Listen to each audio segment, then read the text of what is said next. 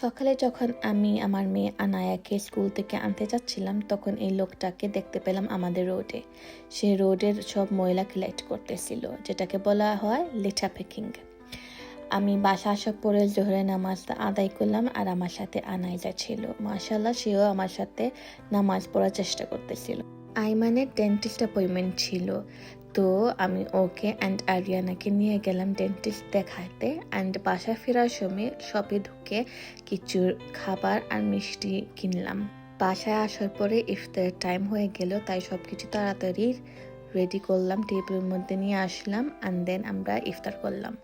আমার এক নেইবার এই ইফতারের প্লেটটা আমাদেরকে দিছে, যেটা এভরি ইয়ার আমাদেরকে দেওয়া হয়। আমার ছোট মেয়ে আনাইজাও আমাদের সাথে ইফতার করে, মাশাআল্লাহ। এই ছিল গতকালকের দিন।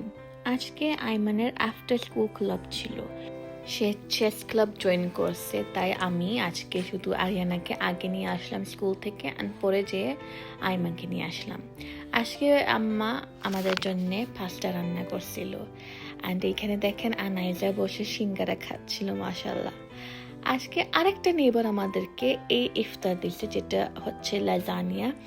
অ্যান্ড টু বি অনেস্ট, আমি লাজানিয়া পছন্দ করি না, বাট তারপরেও আলহামদুলিল্লাহ আমার আনাইজা টুকমা অ্যান্ড বসি খাওয়া শুরু করছে, and it was so cute, মাশাআল্লাহ।